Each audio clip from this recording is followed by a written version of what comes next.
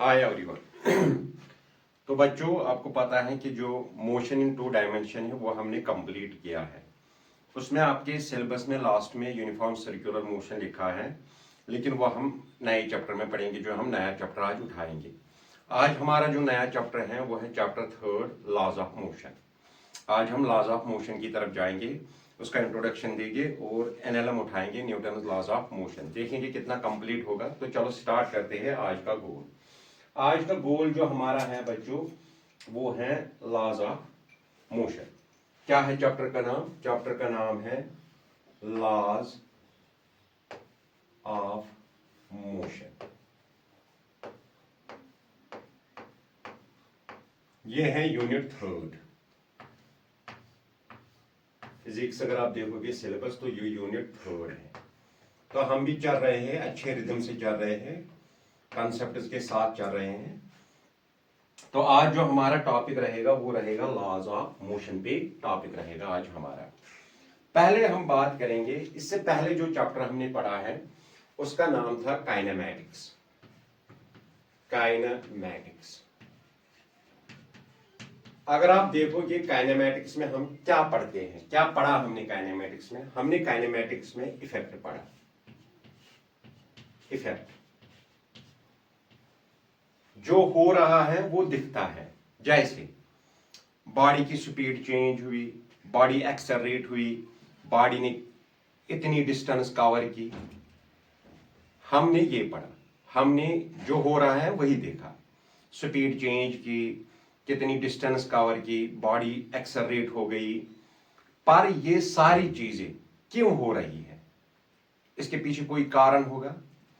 तो इसके पीछे जो काज होता है, इसके पीछे जो काज होता है उसको हम बोलते हैं dynamic motion. Dynamic motion, dynamics जिसे आप बोलते हो, जिसे आप डायनामिक्स बोलते हो। तो इसका मतलब है अब हमें जानना है वो काज, अब हमें जानना है वो राज जिससे बॉडी की स्पीड चेंज होती थी, बॉडी एक्सेलरेट हो गई, बॉडी ने इतनी डिस्टेंस कवर की। फॉर एग्जाम्पल, मैं आपको एक एग्जाम्पल के तौर पर यहां एक उदाहरण देता हूं। यहां पे हमारी एक बॉडी है, बॉडी चल रही है विद स्पीड यू। कुछ देर के बाद बॉडी यहां पहुंची तो बॉडी की स्पीड है v। तो इस बॉडी ने, इस ऑब्जेक्ट ने स्टेट चेंज की। इस ऑब्जेक्ट ने स्टेट क्या की बेटा? चेंज की, स्टेट चेंज की। मोशन में है, स्टेट ऑफ मोशन चेंज की। यहां थी फिर यहां पहुंची तो चेंज की। इसका कोई काज होगा। क्या काज है इसका बेटा? अगर आपको बताएंगे इसका काज क्या है, सभी का आंसर होगा सर फोर्स। तो इसका काज है फोर्स। फोर्स ही वो काज है जो एक ऑब्जेक्ट की स्टेट चेंज करता है। तो इसका मतलब है इस चैप्टर में हमें फोर्स के बारे में पढ़ना है। मैंने आपको बताया है काइनेमैटिक्स क्या होता है। Study of motion in which we study about the motion of the objects but without considering the cause, kinematics. Dynamics in which we study motion of objects but considering the cause of the motion. What is the cause of the motion? The cause of motion is force. तो इस chapter में हमें force के बारे में पढ़ना है। Force क्या होता है सर? फोर्स वो काज है जिससे ऑब्जेक्ट की स्टेट चेंज होती है। फोर्स का यूनिट क्या है बेटा? सर एसआई यूनिट न्यूटन है। एसआई यूनिट न्यूटन है, एसआई यूनिट। सीजीएस में इसका यूनिट डाइन है।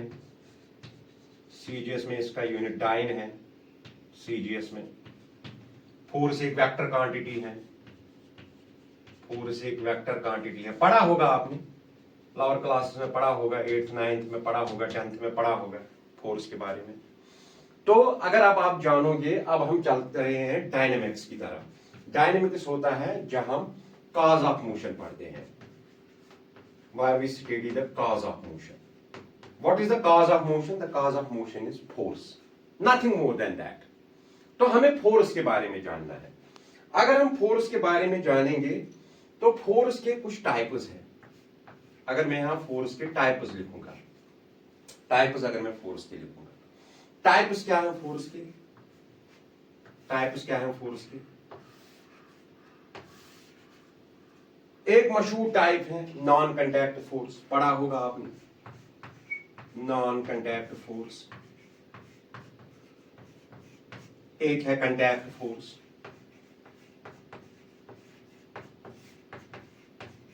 एक है वीक फोर्स, एक है न्यूक्लियर फोर्स। ये कुछ टाइप्स हैं फोर्स के, न्यूक्लियर फोर्स। अब नॉन कंटैक्ट फोर्स में क्या आता है? नॉन कंटैक्ट में फॉर एग्जांपल ग्रेविटेशनल फोर्स है, ग्रेविटेशनल फोर्स है, ग्रेविटेशनल फोर्स, इलेक्ट्रोस्टैटिक फोर्स है between the two charges. Same charge होंगे तो रिपल करेंगे, अनलाइक चार्जेस होंगे तो अट्रैक्ट करेंगे। मैग्नेटिक फोर्स जिसमें कंटैक्ट नहीं होता है, मैग्नेटिक फोर्स। अब कंटैक्ट फोर्स में, इसमें आपको 11th में ये पढ़ना है, ये दोनों 12th में पढ़ने हैं, ये दोनों 12th में पढ़ने हैं। 11th में ग्रेविटेशनल फोर्स पढ़ना है। 9th में आपने देखा होगा चैप्टर ग्रेविटेशन, तो laws of gravitation, law of gravitation, universal law of gravitation Newton ने ही दिया है, ये न्यूटन ने ही दिया है gravitational force. Non contact force हमने देखा कौन कौन है। अब है contact force, for example tension है, टेंशन T से डिनोट होता है। फ्रिक्शन है, ये कंटैक्ट फोर्स है, F से डिनोट होता है। Normal reaction, normal reaction perpendicular लगता है, नॉर्मल रिएक्शन N से डिनोट होता है, कैपिटल N से। स्प्रिंग फोर्स है, स्प्रिंग फोर्स Fs से डिनोट होता है। सभी पढ़ने हैं हमें एक चैप्टर में, ये contact forces. Weak force, intermolecular force of attraction, van der Waals force, जैसे आप पढ़ते हो वो वीक फोर्स होता है। ये आपको केमिस्ट्री में पढ़ना है, केमिस्ट्री में पढ़ना है आपको।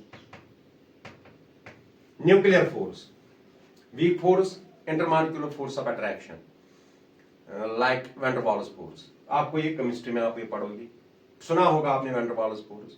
न्यूक्लियर फोर्स जो एटम के न्यूक्लियस में होता है, जैसे एटम के न्यूक्लियस में 2 प्रोटॉन हैं, दोनों पॉजिटिव हैं, लाइक चार्जेस रिपल, वो रिपल क्यों नहीं करते हैं? न्यूक्लियर फोर्स की वजह से। ये आपको 12th में पढ़ना है, फिजिक्स में पढ़ना है, 12th में पढ़ना है। ये है बेटा तरतीब किसकी? फोर्स की। फोर्स क्या है? It is the cause of motion, force is the cause of motion. ये जो लॉज ऑफ मोशन चैप्टर है बेटा, ये न्यूटोनियन मैकेनिक्स है। इसको दूसरे शब्दों में आप न्यूटोनियन मैकेनिक्स भी बोलते हैं, न्यूटोनियन मैकेनिक्स। इसको दूसरे शब्दों में आप न्यूटोनियन मैकेनिक्स। 1642 1642 टू 1727 की स्टोरी है ये, कहानी है ये। इसीलिए आप इसमें क्या पढ़ते हो? एक स्ट्रिंग पे बंदर उछला, कोई वेज शेप्ड है, उस पे मास है, इंक्लाइनेड प्लेन है, उस पे मास है। क्योंकि उस जमाने में न्यूक्लियर फोर्स था ही नहीं, उस जमाने में वीक फोर्स था ही नहीं, तो न्यूटन ने उसी पे एक्सपेरिमेंट्स किए हैं, तो इसीलिए प्रॉब्लम्स इसमें आते हैं। एक स्ट्रिंग पे बंदर उछल रहा है, बंदर कूद रहा है तो नेट फोर्स क्या होगा या वेलोसिटी क्या होगी? इसलिए आप ऐसे क्वेश्चंस देखते हो। आप इसमें वेज शेप्ड देखते हो, इंक्लाइनेड प्लेन वाले क्वेश्चंस देखते हो, किसी प्लेन पे चेन रखी है, ब्लॉक रखा है, ब्लॉक वाले क्वेश्चंस देखते हो। क्यों? क्योंकि ये न्यूटोनियन मैकेनिक्स से बहुत पुरानी है, 1642 1727, आज भी एप्लीकेबल है, अप्लाइड साइंस है, लेकिन बहुत पुरानी है। ये था बेटा। इससे पहले हमने काइनेमेटिक्स को धुआं किया। काइनेमेटिक्स जो होती है उसमें हम स्टडी ऑफ मोशन करते हैं विदाउट काज के बगैर। जैसे जो हमें दिख रहा है, जो हो रहा है वो दिख रहा है, बॉडी की स्पीड चेंज हुई, बॉडी एक्सेलरेट हो गई, बॉडी ने कितनी डिस्टेंस कवर की, पर ये सारी चीजें क्यों हो रही है? इसका कोई काज होगा, इसकी कोई वजह होगी, इसकी कोई रीजन होगी। हाँ सर, वजह है इसकी। अगर बॉडी स्टेट चेंज कर रही है तो उसकी वजह है, वो वजह है फोर्स। तो ये जो काज हम पढ़ते हैं ना, काज के बारे में, इसको बोलते हैं dynamic motion. Cause of motion, that's what? That's a branch of the mechanics that deals with the study of motion of objects considering the cause of the motion, that is dynamics। उसको dynamics बोलते हैं, dynamic motion बोलते हैं। तो काज अगर किसी body का जानना है, why it changes the state, तो वो है फोर्स। फोर्स वेक्टर क्वांटिटी है, यूनिट मैंने लिखा है, ये है टाइप्स ऑफ फोर्स, ये है types of force. This was a short introduction about the concept of force, जो कि हमें आगे जाके बहुत अच्छे से पढ़ना है वर्क पावर एनर्जी में। फोर्स के मतलब सब कुछ जानना है, इसके मतलब सब कुछ पढ़ना है, लेकिन यहां इतना काफी है।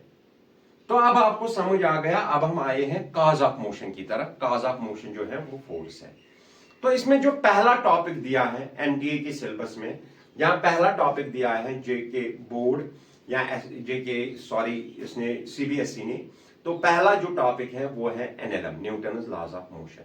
Today's our goal is NLM, Newton's laws of motion. चलिए आप मोशन की तरफ, वीडियो को पॉज करो, अगर आपको इसको उतारने की जरूरत है तो उसको उतारो, अगर यूं ही आपको ये याद रहेगा, पढ़ा होगा, तो उतारने की जरूरत नहीं है। तो चलो हम चलते हैं आगे। अब लेते हैं हम आज का गोल। ये था थोड़ा सा little bit introduction about how to start the chapter. हमें चैप्टर कैसे स्टार्ट करना है। एक सेकंड, टेस्टर कहां है? टेस्टर यहां है। चलो बच्चों,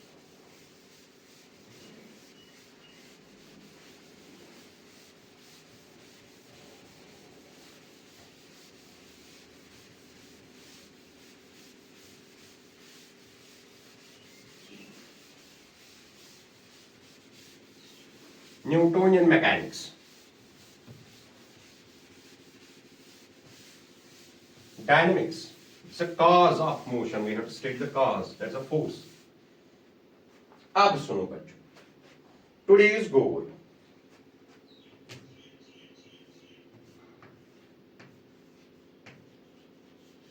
Today's goal is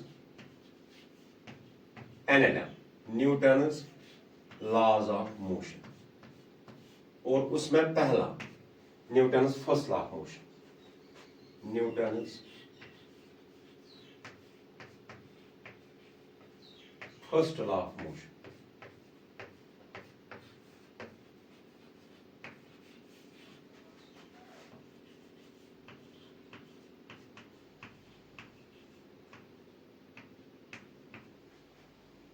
ये है आज हमारा topic, Newton's first law of motion. पता नहीं चाक क्यों टूट रही है, ये तो धुआं धुआं हो रही है। Newton's first law of motion. पहले हम इसकी डेफिनेशन लिखेंगे, इसका स्टेटमेंट लिखेंगे। आपने इसका स्टेटमेंट अच्छे से पढ़ा होगा 9th में। चलो हम भी इसका स्टेटमेंट लिखते हैं। स्टेटमेंट है every body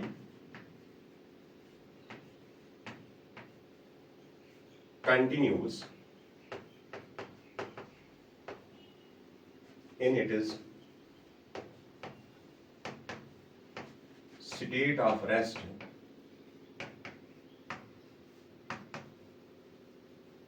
or of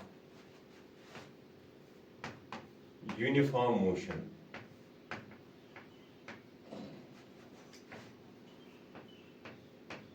along a straight line. समझना इसको, along a straight line. Along a straight line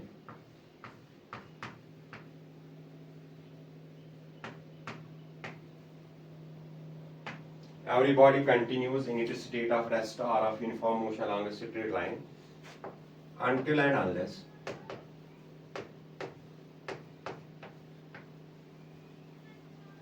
external force is applied.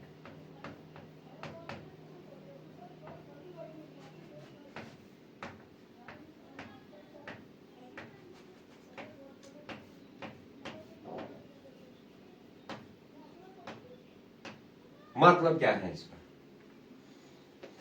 एक बॉडी रेस्ट में ही रहेगी, स्टेट ऑफ रेस्ट या मोशन में ही रहेगी तब तक जब तक हम उस पर फोर्स अप्लाई नहीं करेंगे, एक्सटर्नल फोर्स अप्लाई नहीं करेंगे। अगर कोई बॉडी रेस्ट में है वो रेस्ट में ही रहेगी, अगर कोई बॉडी मोशन में है वो मोशन में ही रहेगी। कब तक? जब तक हम उस पर एक्सटर्नल फोर्स अप्लाई नहीं करेंगे। लाइक ये चाक हमेशा यही रहेगा rest.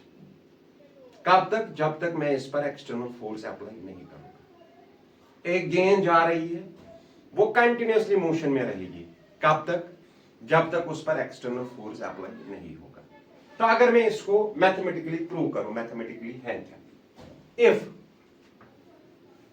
F net is equal to 0, that is vector sum of forces F1 plus F2 plus F3 plus so on is 0 on a body or on a system.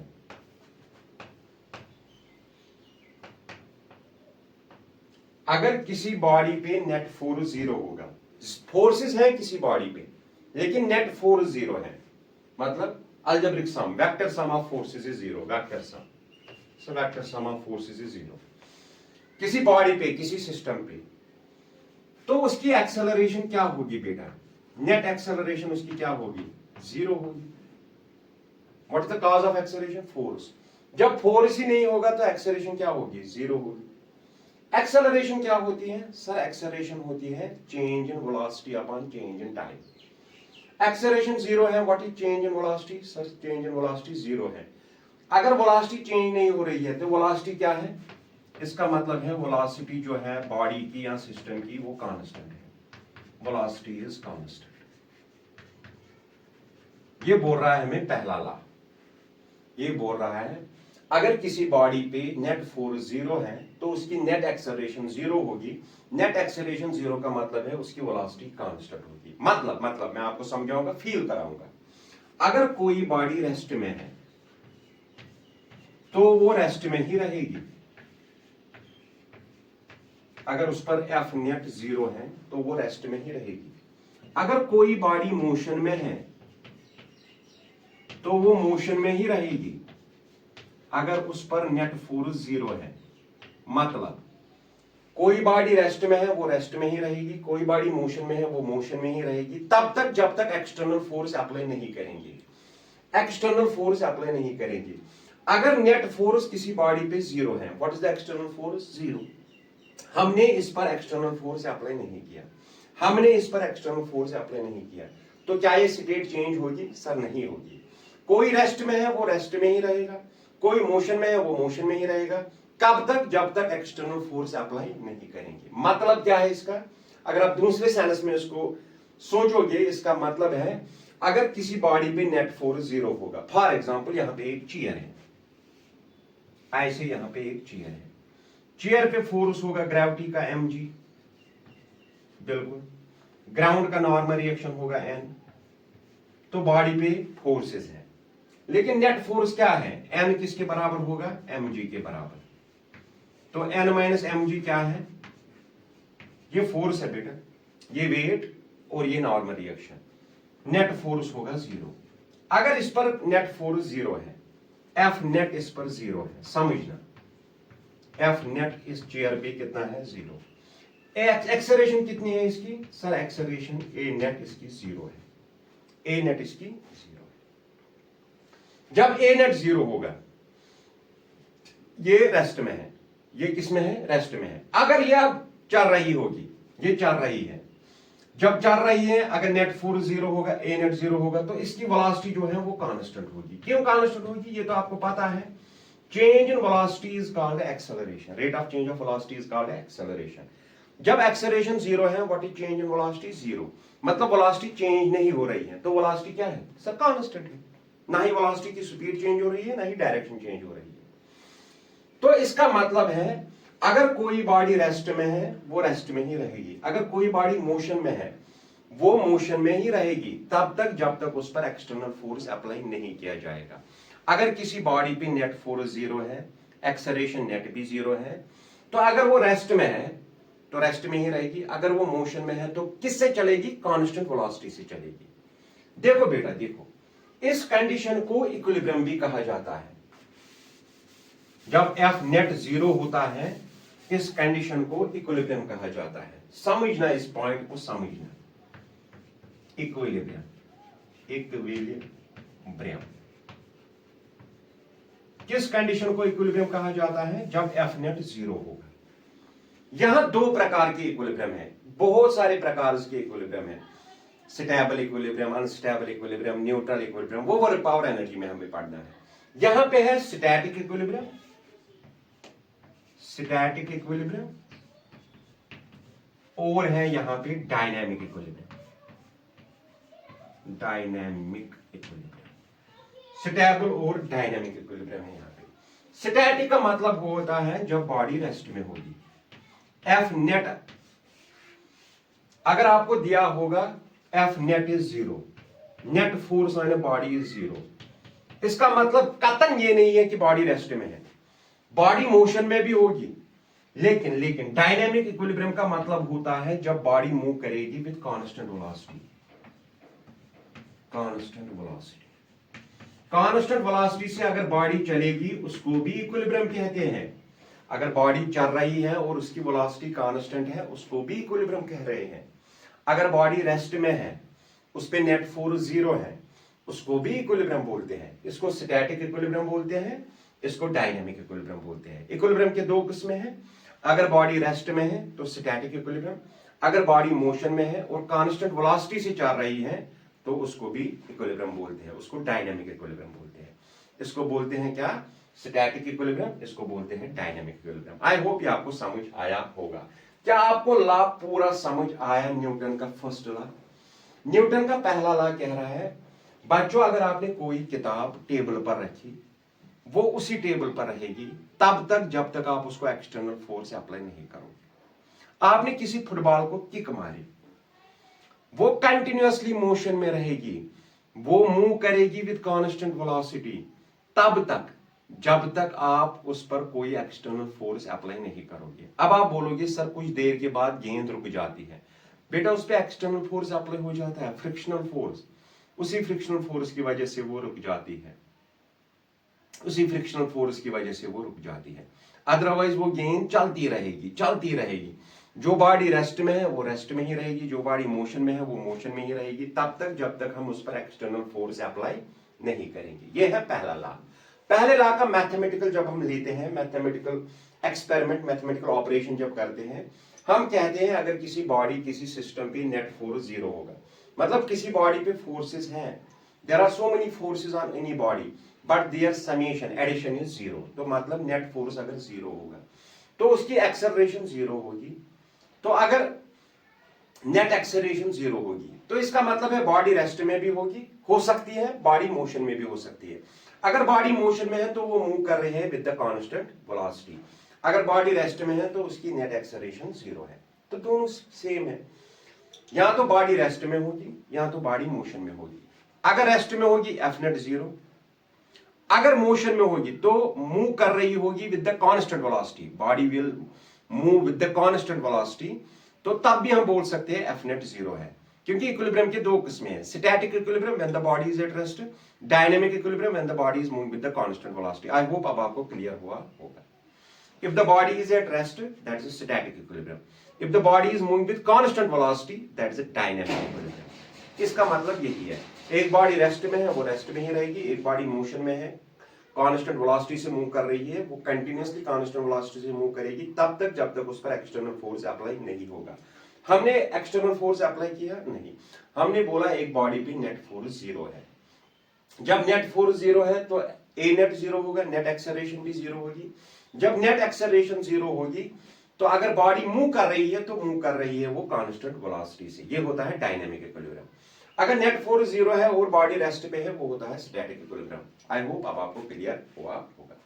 ये है बेटा पहला लॉ, ये है पहले लॉ की क्या बेटा, ये है पहले लॉ का statement, this is statement, everybody continues in its state of rest, हर कोई बॉडी कंटिन्यूअसली रेस्ट में रहेगी या मोशन में रहेगी तब तक जब तक उस पर एक्सटर्नल फोर्स अप्लाई नहीं होगा, until and unless an external force is applied। जब तक हम उस पर एक्सटर्नल फोर्स अप्लाई नहीं करेंगे तब तक वो स्टेट चेंज नहीं करेगी। जो ही उस पर एक्सटर्नल फोर्स अप्लाई होगा वो स्टेट चेंज करेगी, रेस्ट में होगी तो मोशन में जाएगी, मोशन में होगी तो रेस्ट में आ जाएगी। तो इसका मतलब है फोर्स से हम रेस्ट और मोशन कैसे चेंज हो रहा है वो हम फोर्स की वजह से पढ़ रहे हैं। अगर कोई बॉडी रेस्ट में है, अगर हम उस पर फोर्स अप्लाई करेंगे तो वो मोशन में जाएगी, अगर कोई बॉडी मोशन में है अगर हम उस पर फोर्स अप्लाई करेंगे तो वो रेस्ट में आएगी। That means rest and motion force से कैसे चेंज होता है वो हम इस चैप्टर में पढ़ते हैं। तो अब आपको न्यूटन्स फर्स्ट लॉ समझ आया होगा कि न्यूटन्स फर्स्ट लॉ असल में है क्या। न्यूटन का जो पहला लॉ है वो आपके सामने पढ़ा है। इक्विलिब्रियम के दो किस्में हैं यहाँ लॉज ऑफ मोशन में, static equilibrium if the body is at rest. देखो बेटा एफ नेट 0, तो इस कंडीशन को बोलते हैं हम इक्विलिब्रियम। अब इक्विलिब्रियम दो प्रकार के होते हैं, static equilibrium if the body is at rest, dynamic equilibrium if the body is moving with constant velocity. I hope अब आपको क्लियर हुआ होगा, अब मुझे ज्यादा बोलने की जरूरत नहीं है। वीडियो को पॉज करो और इसको उतारो, बेटा वीडियो को पॉज करो और इसको उतारो।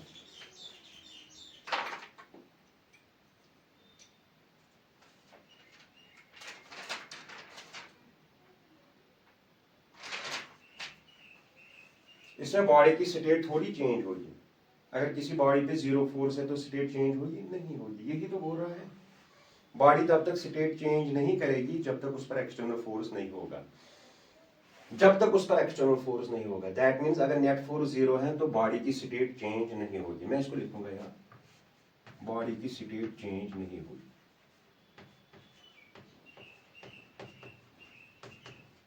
अगर फोर्स जीरो होगा तो बॉडी की स्टेट चेंज होगी नहीं होगी। रेस्ट में है तो रेस्ट में है, अगर हम कांस्टेंट वेलोसिटी से मूव कर रही हैं तो कांस्टेंट वेलोसिटी से ही मूव करेगी, बॉडी की स्टेट चेंज नहीं होगी। अगर रेस्ट में है तो स्टैटिक इक्विलिब्रियम, अगर कांस्टेंट वेलोसिटी से मूव कर रहे हैं तो डायनेमिक इक्विलिब्रियम। चलो चलते हैं आगे, लेते हैं इस पे अब नन्हे से क्वेश्चंस। बोर्ड को आज मैंने धोया इसीलिए थोड़ा सा लेट हुआ, आप देख रहे हैं ना, अब डस्ट इस पर नहीं जम रही है, इसको रोज धोना है। एक मतलब सर ने मुझे बोला है कि इसको रोज धोया करो, धोना नहीं है मतलब ज्यादा पानी नहीं देना है, बस पानी छिड़कनी है थोड़ी सी और फिर कपड़े से साफ करना है, इसीलिए बोर्ड इतना साफ हो रहा है। चाक भी मैंने सुपीरियर लाए हैं। चलो चलते हैं, लेते हैं क्वेश्चन नंबर 1, आज का क्वेश्चन पहला, question 1।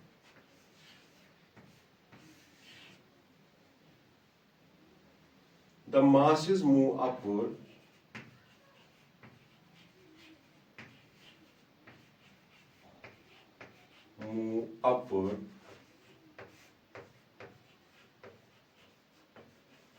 at constant speed v.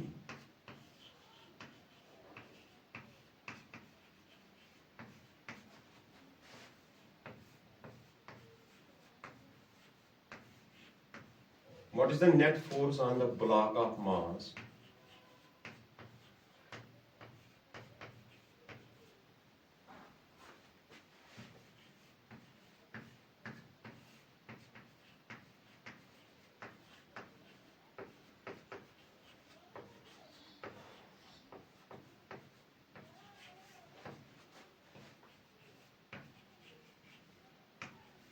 To है? ऐसे हैं बेटा क्वेश्चन, क्वेश्चन ऐसे हैं।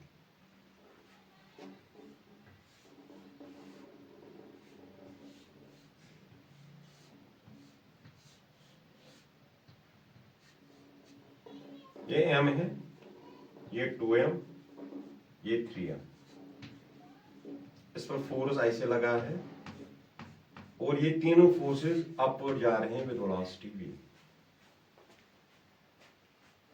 हमें कहा गया है क्वेश्चन में what is the net force on the block of mass 2m, इस पे निकालना है हमें 2m पे। वीडियो को पॉज करो और इसको सॉल्व करो। ये बेटा क्वेश्चन है नीट 2013 का, पेपर चेक करो, आप देखो नीट 2013, नीट 2013, बहुत आसान है। अभी जो हमने पढ़ा है बस वही है, अभी जो हमने पढ़ा है बस वही है।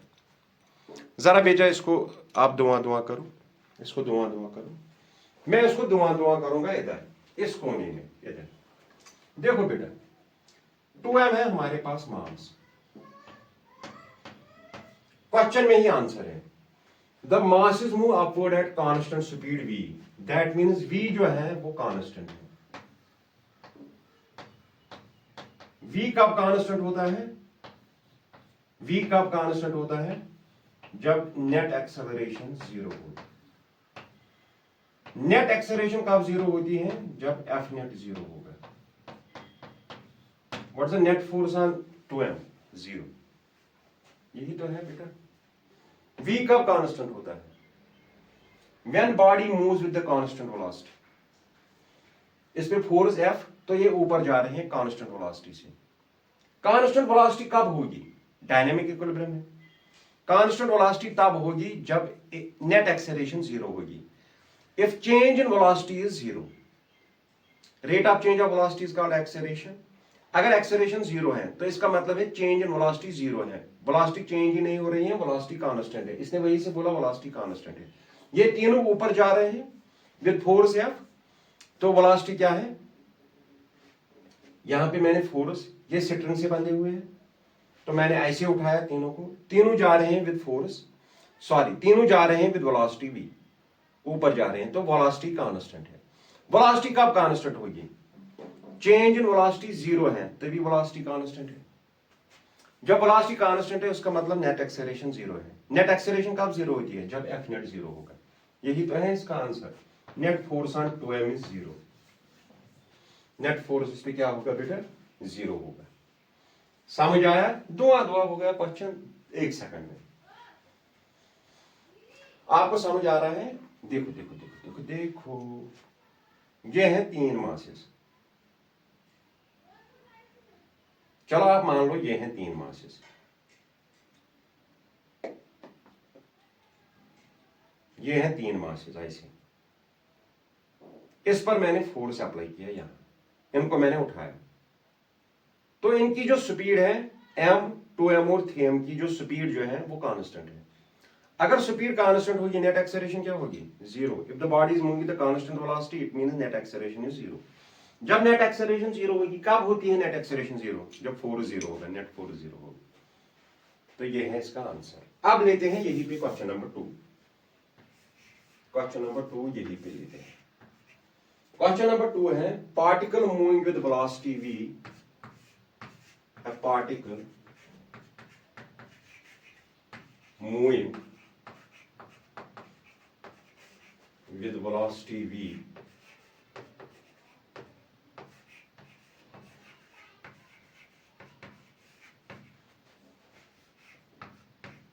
as acted by 3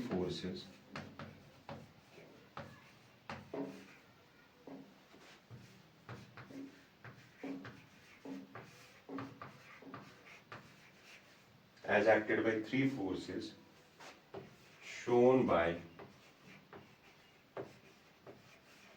vector triangle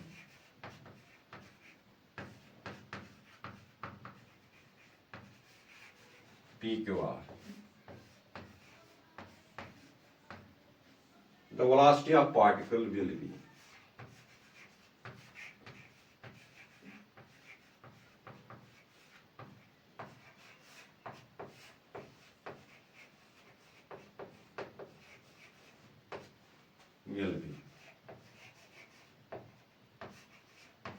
अब आप बोलोगे सर कौन सा क्वेश्चन है? बेटा नीट 2019 का क्वेश्चन है।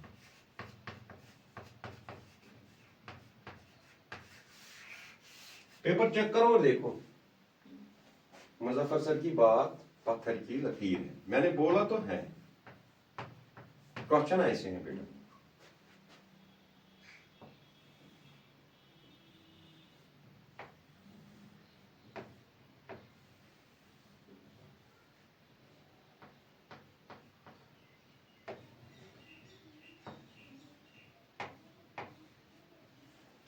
एक पार्टिकल है, मूव कर रहा है वेलोसिटी v से, और उस पे अप्लाई है 3 फोर्सेस। एक पार्टिकल है, मूव कर रहा है वेलोसिटी v से, अप्लाई है 3 फोर्सेस ऐसे। अगर मैं इस पे ट्रायंगल ला लगाऊंगा, अगर मैं इस पे ट्रायंगल ला लगाऊंगा, पहले मैं इसका ये एरो ठीक से बनाऊं।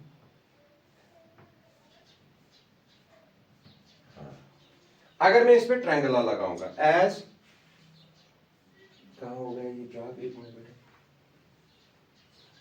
As triangle law of vector addition, vector addition।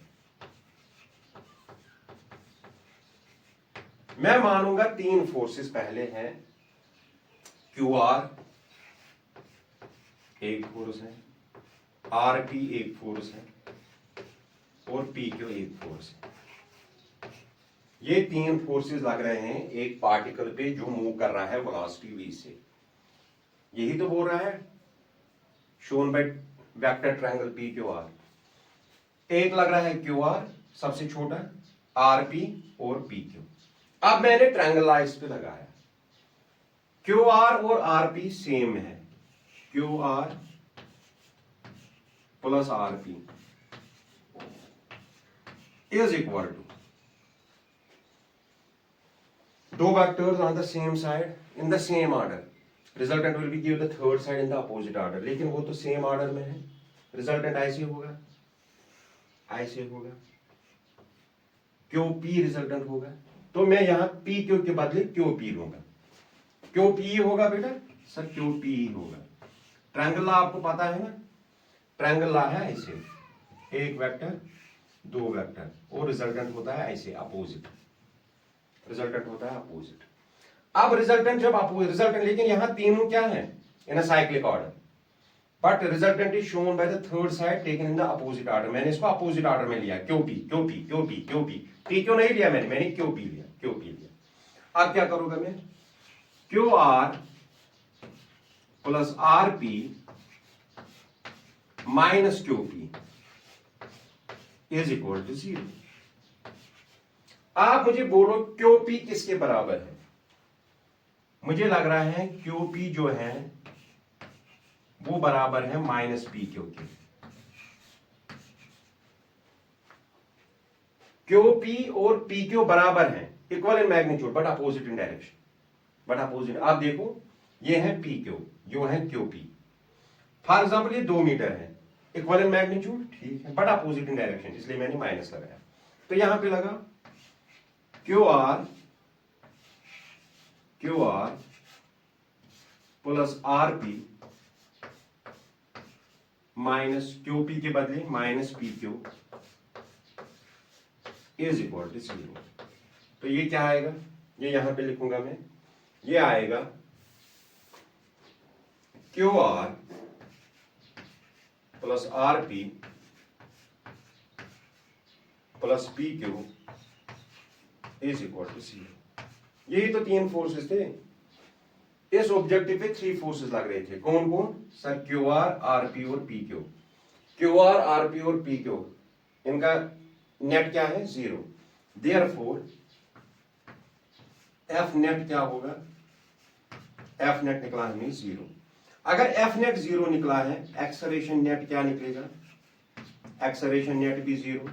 तो वेलोसिटी क्या निकलेगी, वेलोसिटी निकलेगी कांस्टेंट। इस पार्टिकल की वेलोसिटी क्या होगी, कांस्टेंट होगी। The velocity of A particle will be constant, remain same, does not change. समझ आया बेटा, बेटा बेटा फिर से मैं इसको रिवाइज करूंगा आपको। एक पार्टिकल है, यहां पे लूंगा मैं, एक सेकंड बेटा मैं चाक लाऊंगा दूसरे कलर का, 1 second, just a second. Phone निकालना भाई जरा, वेरी गुड निकला। देखो बेटा यहां पे देखो, फिर से मैं आपको दिखाऊंगा, इसको फिर से हम थोड़ा सा रिवाइज करेंगे, आप टेंशन मत लीजिए, आपके लिए, आपके लिए। देखो मेरे बच्चों क्या है, एक पार्टिकल है, यहां पे एक पार्टिकल है, मूव कर रहा है वेलोसिटी v से, लेकिन उस पर 3 फोर्सेस लगे हैं। कैसे लगे हैं 3 फोर्सेस, इसने बोला है shown by vector triangle P Q are. P Q are ऐसे है बेटा, जो क्यू आर ऐसे और ऐसे, ये है P, ये है Q और ये है R। तो इसका मतलब है इस पार्टिकल पे 3 फोर्सेस लगे हैं, 3 फोर्सेस, 3 फोर्सेस। कौन कौन सा force, Q R, R P और पी क्यू। अब हम इसको कैसे सॉल्व करेंगे, ट्रायंगल लॉ से सॉल्व करेंगे। Apply that 3 law, triangle law of vector addition. Q R plus R P, they are in the what order, same order. जब दो वेक्टर सेम ऑर्डर में होंगे तो रिजल्टेंट कौन देता है, third order. That is in the opposite order. तो ये तो सेम ऑर्डर में है, साइक्लिक ऑर्डर में तीनों हैं, Q R R P P Q, खुचक खुचक खुचक सेम ऑर्डर में है। आप देखो ये ऐसे, ये ऐसे, ये भी ऐसे, ये तो तीनों सेम ऑर्डर में है। अब हम क्या करेंगे, हम इसको लेंगे ऐसे, सॉरी ये जल्दी टूट जाता है, इसको लेंगे हम ऐसे। तो हम इसको किसके बराबर लेंगे, क्यू पी के बराबर, क्यू पी के बराबर। तो अब क्या होगा, क्यू आर ट्रायंगल ऐसे अप्लाई होगा, plus R P minus Q P is equal to 0। आप मुझे बोलो ये क्यू पी किसके बराबर होगा, क्यू पी जो है ये पी क्यू के बराबर होगा, लेकिन माइनस में। Both factors are equal in magnitude but opposite in direction. ये क्यू पी है, ये पी क्यू है। तो यहां पुट करो Q R plus R P minus Q P के बदले क्या आएगा, minus P Q is equal to 0। तो क्या आएगा हमें, Q R plus R P plus P Q is equal to 0। यही तो है तीन फोर्सेस, 1 2 और 3। इसका रिजल्टेंट क्या आया, 0। इसका मतलब है एफ नेट इज 0। अगर एफ नेट 0 होगा तो उसका मतलब है ए नेट इज 0। अगर नेट एक्सेलरेशन 0 है तो इसका मतलब है body is moving with the what velocity, constant velocity. यही तो है लॉ, यही तो है NLM, Newton's first law of motion. तो यही है, वेलोसिटी क्या होगी बेटा, constant. Velocity of a particle will be constant, it does not change, it will remain same. एक पार्टिकल है, मूव कर रहा है वेलोसिटी v से, और उस पे 3 फोर्सेस लगे हैं। तो हम देखें 3 फोर्सेस, अगर 3 forces, if the vector addition of 3 forces 0, that means F net is 0। अभी हमने इससे पहले पढ़ा है ना, अगर बॉडी पे F net 0 होगा, नेट फोर्स 0 होगा। There are so many forces on body, there are 3 forces on this particle, but their resultant is 0। उनका सम क्या है, 0 है, that means F net is 0। अगर F net 0 है इस पॉइंट पे, इस पार्टिकल पे, F net क्या है बेटा, सर 0 है, summation of all the forces 0। तो एक्सेलरेशन नेट क्या होगा, सर 0 है। तो किस वेलोसिटी से ये मूव कर रहा होगा, sir constant velocity, this is dynamic equilibrium. Okay okay, धुआं धुआं कर दिया 2019 को, 2019 को धुआं धुआं कर दिया। अब है बेटा क्वेश्चन, आज का लास्ट क्वेश्चन लेंगे इस पर, वो है जेडब्ल्यू मीन्स 2020 का। 20 के 19 यही है कुछ, यही है कुछ, तो वो लेंगे हम, वो लेंगे हम। बहुत अच्छा क्वेश्चन है, आसान है, आसान है। आपको तो पता है फिजिक्स रिलेट है, जो हमने पढ़ा है सभी कॉन्सेप्ट यूज होते हैं। आज पहला टॉपिक है चैप्टर का। आप नन्हे बच्चे हो, अभी अभी 11th में आए हो, दिक्कत हो सकती है, इसको 1 बार 2 बार रिवाइंड करो तो आपको अच्छे से ये समझ आएगा। देखो बेटा, हम क्वेश्चन लेंगे, find question 3, find theta for equilibrium.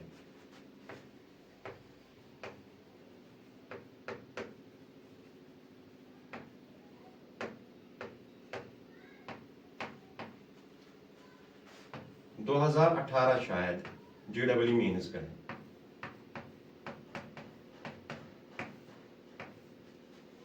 परसों ही रिजल्ट आया जेडब्ल्यू मीन्स का, हाँ 1-2 दिन पहले ही रिजल्ट आया। आप देखो बेटा क्वेश्चन क्या है, क्या लेंगे कैसे था, हाँ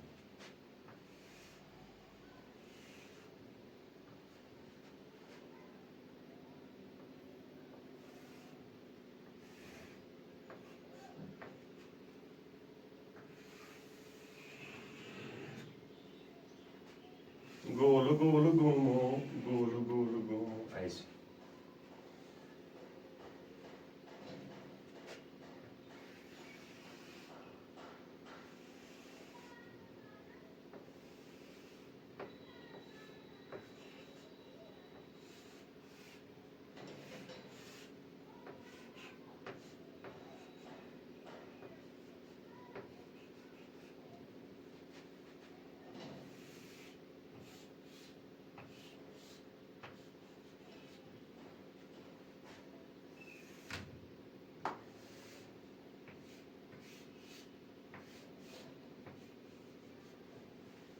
ये है question. Theta for equilibrium, what does equilibrium mean? इसका मतलब है एफ नेट 0 है, एफ नेट 0 है। एफ नेट 0 का मतलब क्या है? बॉडी रेस्ट में है, यही मतलब है उसका? नहीं सर, इतना ही मतलब नहीं है। If the net force is 0 it does not mean body is at rest. ये भी हो सकता है कि बॉडी मूव कर रही है विद द कांस्टेंट वेलोसिटी, ये it may be static equilibrium और डायनेमिक इक्विलिब्रियम। ये है, ये क्या है बेटा? ये रेस्ट में है, तो इसका नेट फोर्स क्या है? 0। अब देखो बेटा, अब हम इसको सॉल्व करेंगे अच्छे से। हलवा क्वेश्चन है, इसको दुआ दुआ करेंगे। नहीं क्या हुआ पीछे, सुनो आप बेटा, अब हम इसको कैसे सॉल्व करें? इसका वेट नीचे होगा, इसको व्हाइट से मैं करूंगा, दूसरे कलर से। कितना होगा नीचे? mg। टेंशन होगा, टेंशन की स्टोरी आई, इसको भी मैं पढ़ाऊंगा, आपको क्लियर कर दूंगा। टेंशन की force away from the point, मैं यहां लिखूंगा टेंशन की फोर्स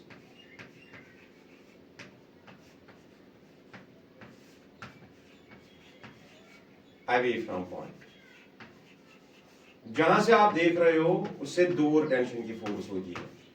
मैं एग्जांपल दूंगा, छतरी लेके आप यहां खड़ा हो जाओ, मास पे एम पे, छतरी खोलोगे तो छतरी खुलेगी ना ऊपर की तरफ, तो tension away from the point, tension away from the point. इसमें भी यही होगा, mg और टेंशन यहां,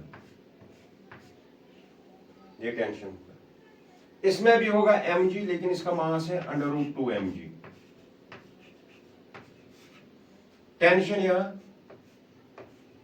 और यहां भी टेंशन, यहां भी टेंशन। अब एक और पॉइंट सुन लो, एक और पॉइंट सुन लो। जब तक स्ट्रिंग नहीं बदलती, जब तक स्ट्रिंग नहीं बदलती,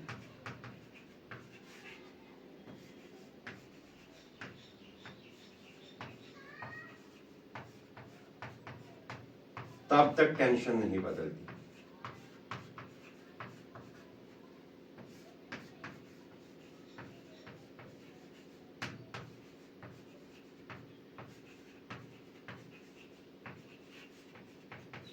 प्रोवाइड स्ट्रिंग मासलेस हो।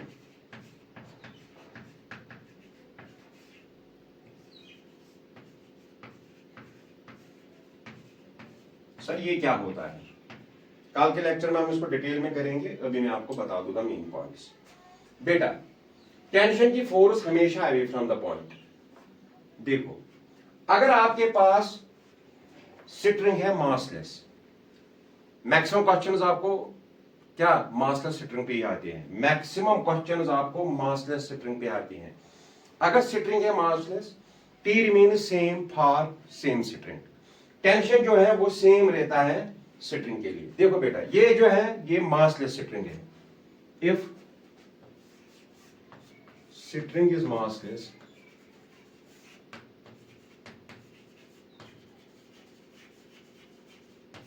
then T remains, tension remains same for same string। Tension same रहता है सेम स्ट्रिंग के लिए। एक ही स्ट्रिंग है, मासलेस स्ट्रिंग है, तो टेंशन सेम होगा। जितना टी यहां होगा उतना टी यहां होगा, उतना टी यहां होगा, उतना टी यहां होगा। अब आपको समझ आया? इसने कुछ नहीं बोला, इसने find theta for equilibrium, it means string is massless. अगर इसने मेंशन किया होगा स्ट्रिंग मासलेस नहीं है, तो जो टेंशन टी है वो चेंज होगा। उस पर भी मैं आपको क्वेश्चन दिखाऊंगा, कैसे क्वेश्चन आता है उस पर। लेकिन 99% क्वेश्चन मासलेस स्ट्रिंग पे आते हैं, मासलेस स्ट्रिंग पे आते हैं। If the string is massless, then tension is same for same string. जो सेम स्ट्रिंग है उसके लिए टेंशन सेम है। देखो बेटा, एक ही स्ट्रिंग है, ये एक ही स्ट्रिंग है, तो टेंशन सेम है। अब अगर स्ट्रिंग मासलेस नहीं होगी तो टेंशन अलग अलग होगा। उस पर भी मैं आपको क्वेश्चन दिखाऊंगा। अभी तो हमारा क्वेश्चन है क्या बेटा, जब तक स्ट्रिंग नहीं बदलती, यहां स्ट्रिंग बदली है नहीं बदली है, टेंशन नहीं बदलती, बस एक कंडीशन है स्ट्रिंग मासलेस हो। अगर स्ट्रिंग मासलेस होगी तो टेंशन सेम होगा उस स्ट्रिंग के लिए। टेंशन क्या होगा, सेम होगा स्ट्रिंग के लिए। अगर स्ट्रिंग मासलेस नहीं है तो टेंशन अलग अलग होगा, हम उस पर भी क्वेश्चन लेंगे, आप टेंशन मत लो। अब हमें क्या निकालना है, हमें थीटा निकालना है, थीटा निकालना है। देखो बेटा यहां पे टी किसके बराबर है, एम जी के बराबर। हम एम का लेंगे पहले, एम का। देखो बेटा चाहे ये एम ले लो ये एम ले लो, tension is equal to M G. अब हम लेंगे इसका अंडर रूट 2m का,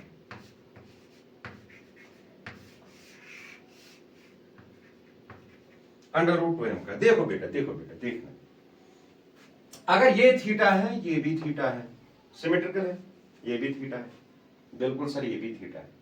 तो इसके कंपोनेंट्स अगर लेंगे, टेंशन ये वाला, ये बेस थीटा के साथ होगा तो ये होगा T cos theta, T cos theta इसका कंपोनेंट। अगर इसका कंपोनेंट लेंगे ये भी होगा टी कॉस थीटा,